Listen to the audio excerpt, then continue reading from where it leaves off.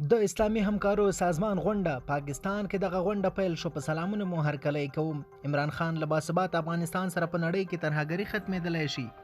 د اسلامي هیوادونو همکارۍ سازمان OIC په بهرنیو چارو وزیرانو 47مه غونډه د پاکستان پلازمینه اسلام آباد کې نن سه شنبه تر سره کړه. دې غونډې ته د اتحاد عدالت او پرمختګ لپاره د ملګرو ملتونو لخوا رامنځته کېدلو نوم ورکړل شوی دی. د افغانستان بحران د دې غونډې په اجنډا کې مهمه موضوع بلل شوې ده.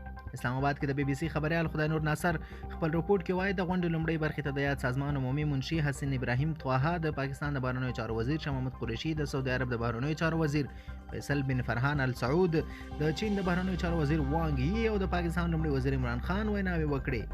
یا د غونډه کې د ملګرو ملتونو د عمومي منشي انټونیو ګوتریش ویډیوي وینا هم خپره شوه چې پکې ویلي ملګري ملتونو د اسلامي همکارۍ سازمان د سولې، زغم او پوهاوي کلتور رامنځته کولو لړ کې شریکه کار کوي. دې غونډې ته په وینا کې د پاکستان لومړي وزیر خان په نړیوالو غږ وکړ چې باید افغانستان په نوي حکومت بندیزونه لرې کړي او په رسمیت یې وپېژني.